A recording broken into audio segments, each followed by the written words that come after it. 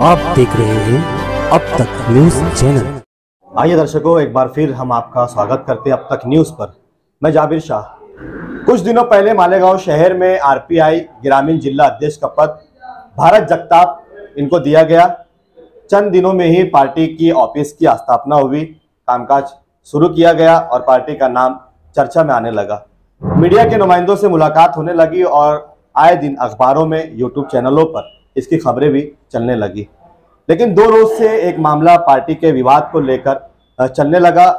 2 पदाधिकारियों के बीच में एक विवाद हो गया कि जिसमें कहा जाता है कि जो पहले के गुट के लोग थे वो कहते कि हम ही ओरिजिनल पदाधिकारी है, नए आए हुए लोग कहते कि हम पदाधिकारी है। अब इसकी पुष्टि करने के लिए अब तक न्यूज़ चैनल हम लोग यहाँ पर उनसे मुलाकात करने के लिए आए हैं कि क्या इसका सच है और कौन है जिसको पार्टी ने ऊपर से अधिकार दिया है, जिसको राइट्स दिया है, जिसको नियम में अधिकार दिए गए हैं, तो वो कौन है, क्या है, उसकी सच्चाई क्या है, आवाम तक पहुंचाने के लिए जो आरपीआई के मालेगांव नासिक ग्रामीण अध्यक्ष भारत जगताप हमारे साथ है, डीके अन्ना हमारे साथ है, कार्यकारिणी की जो मतलब पदाधिकारी है इनकी एक टीम हमारे साथ में। तो हम बात करेंगे भारत जगताप साहब से कि क्या सच है इसका, मतलब कि कोई और कहता है कि हम कार्यकारिणी जाहिर करने वाले हैं, 2 दिन बाद कार्यक्रम है उनका, आप कहते हैं कि हमको नॉमिनेट किया गया है, तो सच्चाई क्या है? रिपब्लिकन पार्टी ऑफ इंडिया के पिछले 1 साल पहले ही सभी कार्यकारिणी जो है वो बर्खास्त हो गई थी। पिछले 1 साल से 8-9 महीने से सभासद नोंदणी जो है, अधिकृत सभासद नोंदणी, जिसमें 1120 रुपये का आपको फॉर्म भरना है, जिसका ऑनलाइन आपका transaction Republican party of India के अधिकृत खाते में आपके 1120 रुपये जमा होते हैं और आपको एक फॉर्म फिलअप करना है जिसमें 5 लोगों के 1120 रुपये पदाधिकारियों के भरने हैं और आपके वो सूचक अनुमोदक होते हैं जिस पद के लिए आप इच्छुक होते हैं। उसके बाद में जो है रिपब्लिकन पार्टी ऑफ इंडिया ने उन सूचक अनुमोदक के बाद में पिछले पन्ने पे 50 लोग, एक कार्यकर्ता अगर आप लीडर बनना चाहते हो तो किमान आपके पास में कम से कम 50 लोग तो चाहिए जो आपको पहचाने, जो आपके पद पक्ष में काम करे। उन 50 लोगों की यादी और उनके नाम और नंबर है। इस तरह से वो फॉर्म फिलअप होता है। फॉर्म हमने वो सब जमा किए पदाधिकारियों ने और रिपब्लिकन पार्टी ऑफ इंडिया के जो निवडणूक अधिकारी है जिन्होंने ये फॉर्म की छाननी करते हैं उनके तरफ हमने फॉर्म जमा किए। 27 पहले भी ये प्रोसीजर था? नहीं, इससे पहले ये कोई प्रोसीजर नहीं था, लेकिन 1 साल से रिपब्लिकन पार्टी ऑफ इंडिया के सभी कार्यकारिणी रद्द करने के बाद में उन्होंने ये नया फॉर्मूला लाया कि अधिकृत सदस्य हो, क्योंकि वो ऐप में भी आपको रिपब्लिकन पार्टी ऑफ इंडिया का जो अधिकृत ऐप है, अब उस ऐप पे भी दिखेगा कि कौन अधिकृत सदस्य है और कौन नहीं है। सब ऑनलाइन होने के बाद में भविष्य में ये ऐसा होने वाला है कि आज एक जिले से, एक तालुके से, या जो ये जो मतलब फैलाव होता है कि मैं अध्यक्ष हूँ, तो ये आप वेबसाइट पे भी जाके चेक कर सकते हैं। तथा इसके आगे ये निवडणूक भी ऑनलाइन होने वाली। यदि आपके शहर से 10 लोग इच्छुक है, जिले से 10 लोग इच्छुक है, तो 5000 यदि सदस्य होंगे तो उनको आप ऑनलाइन ही वोटिंग देंगे और ऑनलाइन ही वो चुने जाएंगे। इसमें किसी की शिरकत नहीं रहेंगे।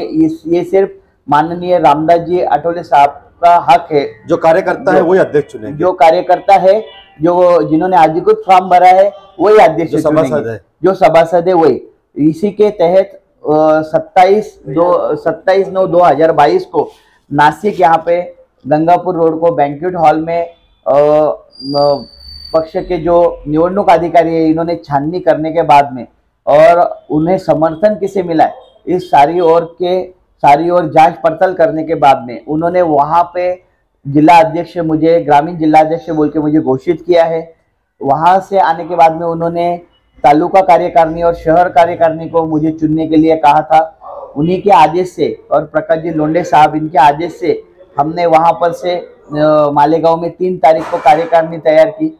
3 तारीख को माननीय प्रकाश जी लोंडे साहब जो हमारे जिला प्रमुख है वो यहाँ पर आए नासिक जिला के, और उन्होंने मतलब यहाँ पर मंत्री साहब हो गए और भी काफ़ी लोग थे जिनसे यहाँ पर कार्यालय का उद्घाटन किया और यहीं पर अठौले साहब के आदेश के अनुसार प्रकाश जी लोंडे साहब ने कार्यकारिणी जाहिर की।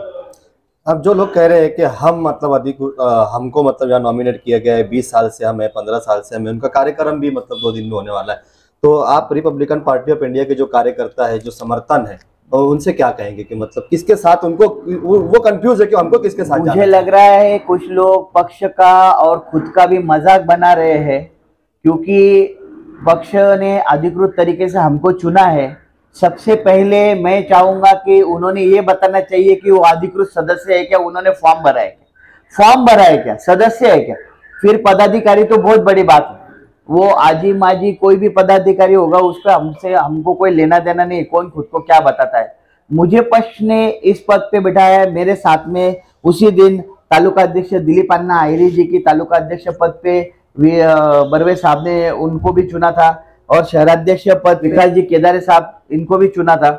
तो उनकी हम तीनों की उसी दिन वहां पे हम तीनों को एडवोकेट बीके बर्वे साहब ने और प्रकाश जी लोंडे साहब ने हमें वहीं पे चुन लिया था। आज तक का आरपीआई का एक भी उम्मीदवार महानगर पालिका में चुनकर नहीं गया? नहीं, आज तक का आरपीआई का उम्मीदवार चुन के नहीं गया, क्योंकि उन्होंने उस तरीके की, मेरे ख्याल से शायद वो उस तरीके की ताकत नहीं लगाई।